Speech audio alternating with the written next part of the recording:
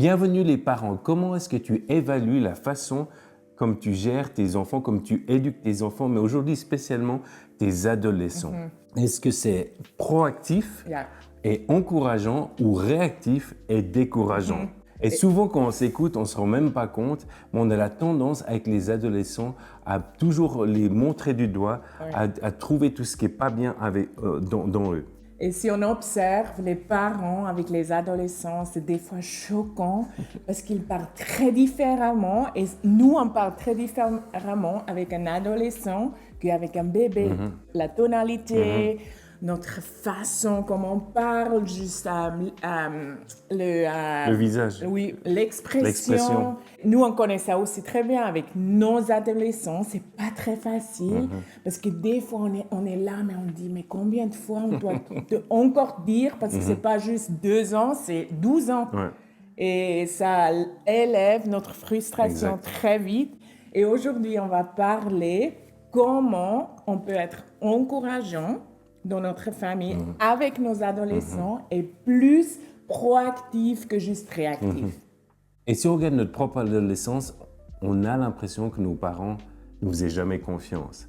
Si on discutait avec les enfants de l'école, c'était la même chose. On était toujours, dès qu'ils nous disaient quelque chose, on réagissait. On avait l'impression d'être scrutinés. Ouais. Et puis si j'y pense vraiment, moi, j'ai pas l'impression que mes parents m'enseignaient les choses, comment être, mais c'était toujours comme ils rabâchaient les choses que je faisais pas bien. Et puis ça me faisait réagir. Ouais. Et ça fait jamais du bien à un adolescent. Ça encourage pas du tout. Non. Mais nous, on pense, je sais pas ce qu'on pense. Ce qui est rigolo, c'est qu'on pensait qu'on va faire mieux. Nous, comme Ouais. parents, oui. Et puis- on pense toujours qu'on va Et faire puis en mieux. fin de compte, on est quand même tombé dans ce modèle. Ouais. Et si on regarde notre propre vie aujourd'hui, moi j'ai tendance à être, je veux dire, encourageant et proactif, mais pas tout le temps. Oui. Et il y a vraiment des moments dans ma vie où Shamira me dit, mais là, tu es vraiment rabâchant, c'est mal rangé, tu peux faire ça comme ça. Alors ça, c'est vraiment mon truc par rapport à la cuisine, par Ouais. rapport aux choses qui sont Qui est rigolo, la hein, saleté et tout parce ça. que c'est moi Ouais. qui fais la cuisine. Donc- Et moi, j'ai plutôt le respect. Ouais. S'ils sont pas respectueux, c'est difficile pour moi. Mais parce qu'on a quand même entendu ça dans nos mentors, on a toujours suivi des cours parentalité. Ouais. C'était là, on savait que c'était pas bien, on doit se poser pour être plus intentionnel et aussi juste souffler dans ces moments, te rappeler comment moi, je me suis sentie Ouais. quand je me sentais harcelée. Ouais. par Moi, mes c'est un peu parents. extrême, harcelé, mais c'est vrai que Ah, c'est ok. c'est extrême, mais c'est comme ça qu'on se sent. Oui, on Mais- se sent comme ça parce que c'est toute la journée. Ouais. C'est toujours ils ont énervé, ils ont frustré, ils disent rien de positif. Ouais. On a l'impression. oui, on a l'impression de ça. Et c'est tellement un âge ou une phase importante pour les adolescents et pour nous comme parents qu'on crée ces liens, mais aussi on pourrait casser tous les liens dans cette phase. Et tristement, on est aussi influencé par un peu de l'histoire qu'on entend autour de nous, que c'est une période difficile. Oui. Et c'est vrai que chaque parent nous dise, même avant d'avoir des adolescents, Oui. enfin pas chaque parent, mais très souvent on entend, on se réjouit pas de cette période. Non. Et nous, on croit que c'est un mensonge, on peut vivre l'adolescence. En tout cas, nous, on l'a très bien vécu, on connaît beaucoup de parents. C'est vraiment un moment opportun pour créer Oui. cette relation, comme a dit Shamira, et qui est pour nous une période qui est extrêmement belle à vivre. Oui.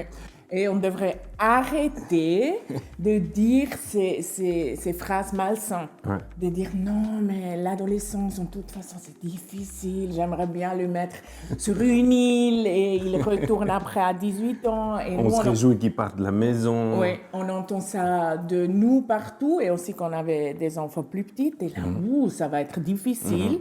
Mais c'est vrai ce que tu as dit, on a vraiment vécu un temps avec nos enfants adolescents incroyable. Moi, je dis, ça veut dire pas que c'était facile du tout, mais on avait ces liens et c'est important de ajouter parce que c'est pas naturel. Ça vient pas juste automatique. On va avoir, si on se dit, ça va être super, que ça va être super.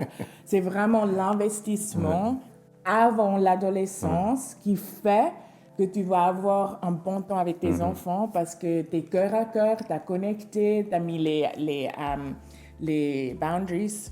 Les barrières, en fin de compte. Les barrières, tu as appris le respect et plusieurs choses parce que moi, je crois, si tu as les enfants qui sont plus âgés, beaucoup de fois on dit mais non, c'est un temps super, mais les gens, ils ne savent pas tout ce qu'on a investi. C'est bien de nous rappeler à ça, mais aussi à vous que ça vaut la peine, si vous avez des enfants plus bas âge, de investir. Et si vous n'avez pas fait ça, il y a toujours l'espoir, on dit ça, parce que tu peux toujours investir dans ton adolescent et c'est jamais trop tard.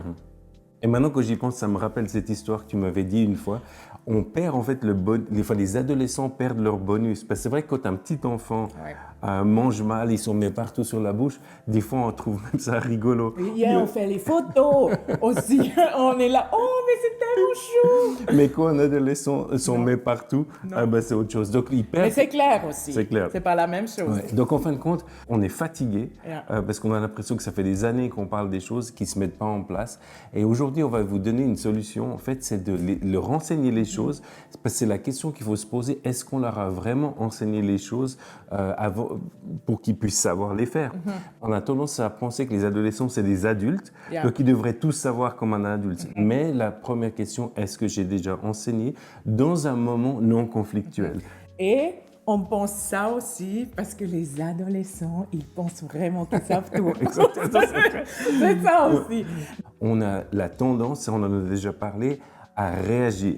Ça veut dire qu'on va... c'est pour ça qu'on leur dit ça va pas, c'est pas comme ça. Donc, des moments où il y a un conflit, dans le conflit, on réagit et on oublie qu'on n'a pas utilisé les moments calmes pour enseigner quelque chose. Donc, des moments calmes, c'est un moment non conflictuel. Par exemple, hey, on va s'asseoir à la table aujourd'hui et puis discuter comment on se tient à table. Peut-être aujourd'hui, on va rester un petit peu plus longtemps, apprendre à rester un peu plus longtemps quand tu as fini de manger pour apprendre d'être patient.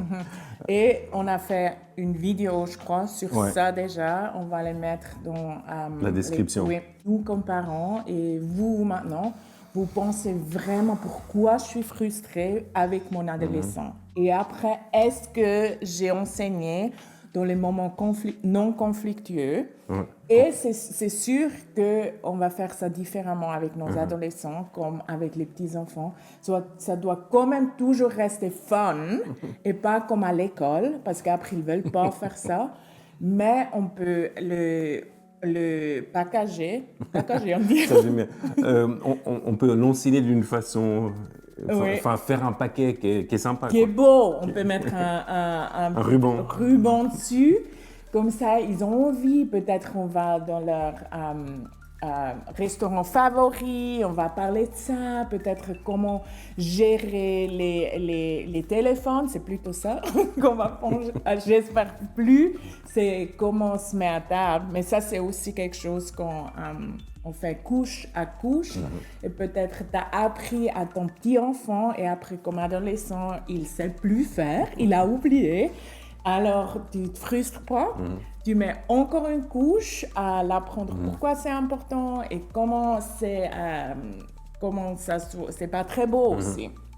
Et c'est aussi le respect pour tout le monde, mais tu peux ajoute vraiment couche en couche et ne te dis pas que j'ai déjà enseigné ça et c'est fini. C'est vraiment dans la parentalité, c'est jamais fini. C'est couche en couche en couche et avec la joie et vraiment avec l'encouragement avec notre adolescent, sinon il n'a pas envie. 2-3 exemples de notre propre vie où des fois ça crée justement des tensions et puis comment pas tomber dans le piège de en fait souvent leur faire la honte devant tout le monde. Oui, c'est ça, la honte devant tout le monde, on fait ça souvent. Autant parents. Parce qu'on a l'impression que ça marche plus. S'il y a cette honte, ils vont commencer à réagir à ce que l'on dit. Ils reçoivent un cadeau ou on leur donne quelque chose, je ne sais pas, peu importe. Et puis on est là, ils n'ont pas dit merci, Et puis ça peut nous énerver, hein? Je ne sais pas avec vous, mais ça pourrait m'énerver tellement. Et à ce moment-là, on dit devant la personne, t'as oublié de dire merci. Ouais. Ou quel est la phrase ou le mot Magique. magique? Oui, c'est ça, on dit des fois aussi. Comme c'est des adolescents, ils se sentent sous le phare, sous la lumière. Ils reçoivent en fait Et c'est cette la honte, hein, ouais, oui. justement. Donc comment faire? En fait, c'est de reprendre ça plus tard, de ne pas le dire devant la personne, puis de le reprendre après peut-être dans la voiture. Et il y a eu ce passage qu'on a eu là, et j'avais l'impression qu'il y a quelque chose que tu as oublié de dire, par exemple. Enfin, c'est lui qui doit réfléchir en fait ce qui s'est passé, un adolescent. Et puis après, d'en parler, comment est-ce qu'on peut faire mieux la prochaine fois. Ouais.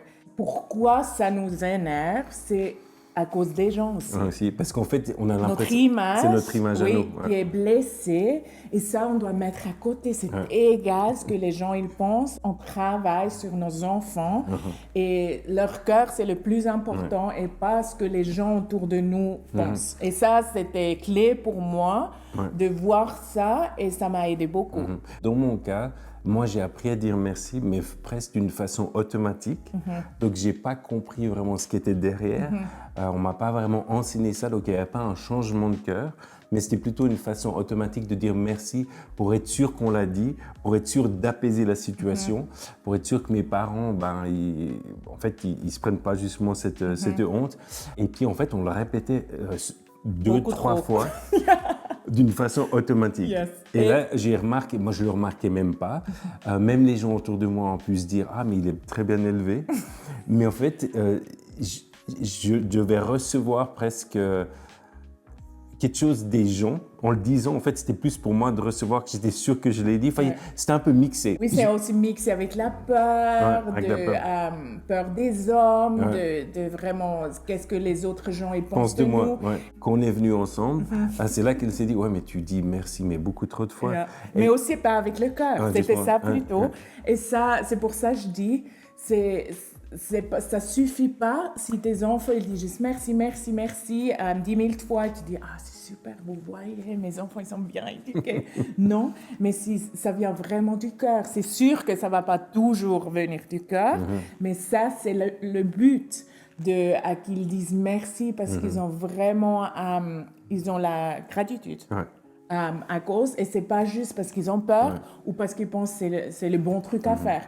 Alors là, avec les adolescents, ça vient un peu plus détail ou délicat parce qu'on doit sonder leur cœur. Qu'est-ce que est dedans? Et peut-être moi, j'ai fait quelque chose qui n'est pas très bien. J'ai contrôlé les merci ou les bonjours ou j'ai enseigné ça un petit peu en contrôlant ou avec la peur aussi. Et ça, on devrait changer très vite avec nos adolescents. Et encore un petit conseil par rapport au merci. C'est quelque chose que, comme on a dit, on ne veut pas leur faire la honte, on ne veut pas les pointer du doigt. Oui, et c'est aussi pour garder leur dignité. Garder leur dignité. Oui, ça, je trouve, c'est une clé qu'on ne fait pas assez souvent comme parents de l'adolescent. Donc, en fait, c'est de leur apprendre le langage des signes. Je crois que ça se fait comme ça, mais nous, on le faisait comme ça. C'est égal, il faut juste comprendre. Mais ils ont compris, alors. Exactement. Donc, ça voulait dire merci. S'il y avait une situation où on se rendait compte qu'ils n'avaient pas dit merci, évidemment, on ne va pas faire le signe devant eux puis que tout le monde voit, mais d'une façon discrète, par exemple, derrière, on faisait ça. Et puis, ça ajoutait une touche, c'était rigolo. Oui, on a des fois, c'était pas aussi comme une frustration de notre part. C'était juste qu'on a rappelé. C'était presque comme un jeu. Oui, et ils ont rigolé. Nous, on était aussi un petit peu derrière, comme ça, personne ne le voit. Oui. On leur a appris à donner leur siège dans le bus. Ton adolescent s'asseye, il y a une personne qui rentre, tu lui as jamais vraiment appris que ça se fait comme ça, ou peut-être tu lui as dit une fois, tu es frustré parce qu'il ne se lève pas devant la personne, tu dis « Ah, mais il faut que tu te lèves pour ça ». Donc ça, c'est toutes des choses qu'on peut apprendre à la maison, très simplement. Tu as les invités, les enfants, ils ont sur le canapé, ils ont sur leur téléphone et ils ne se lèvent pas, ils ne disent même pas bonjour. Non, mais vous, encore une fois, vous pouvez même vous pas lever et ça m'énerve. Mais vraiment dire, OK, c'est égal, c'est fait aujourd'hui, on va parler demain. Et ça suffit et c'est garder leur dignité, d'être proactif, intentionnel et encourageant. Commencez à écouter, à évaluer votre langage. C'est aussi bien des fois de demander si on est marié à notre mari ou notre femme, Oui. comment est-ce que je parle dangereux, vraiment mais à c'est pas mes mal. enfants. Toi, tu me le dis souvent et je le prends bien. Ouais. Et j'ai souvent un peu honte parce que je me dis, mais oui, c'est vrai que je deviens grincheux.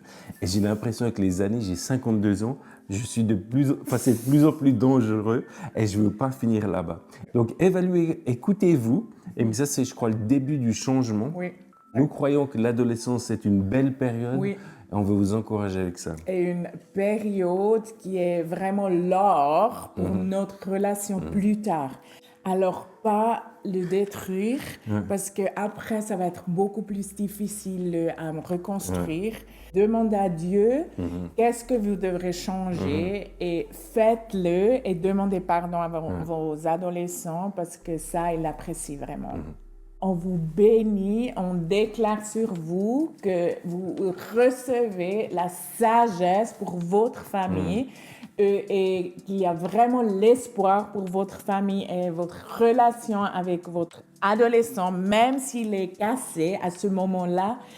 Rien est plus trop tard, rien est impossible. Dieu, il est le Dieu de l'impossible. On déclare ça sur vous. On se réjouit beaucoup à la semaine prochaine et à bientôt. Bye. Bye.